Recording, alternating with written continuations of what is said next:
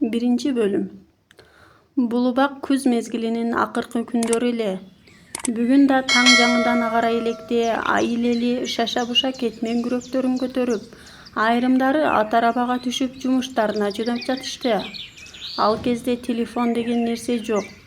Чакан айылдагы элдин жашоосу жөнөкөй болчу.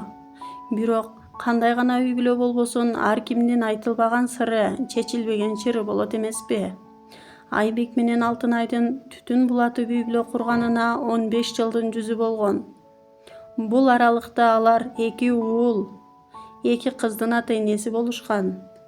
Алтынай таң аткандан тартып балдарынын камын көрүп, үйдүн түйшүгүн көтөрүп жүрчү. Өзүнө көңүл бурууга убакыт тапчу эмес. Кээде күзгүнүн алдына барып, жүзүн карабаган күндөр да болуп турчу. Шаарга бат-баттан барып жүргөн Айбек ошол күнү үйүнө келди.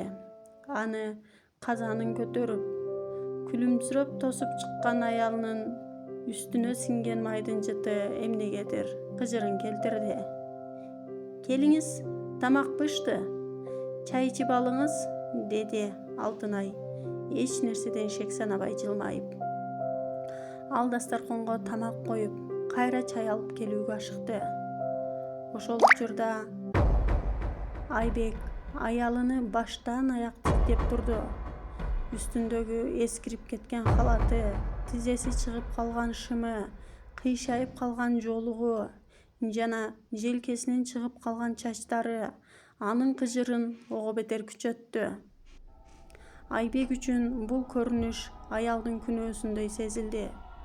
Бирок ал аялынын ушул үй бүлө үчүн өзүн аябай эмгектенип, жарытылуу кийим да албай калганын ойлогон жок. Дастаркондун четинде күлүңдөп олтурган 4 баланын келечеги да аны кызыктырбай калган эле. Анын көңүлүн бир гана ой ээлеп турду. Бул үй бүлөдөн кантип кетүүнүн, кантип ажырашуунун жолун табуу.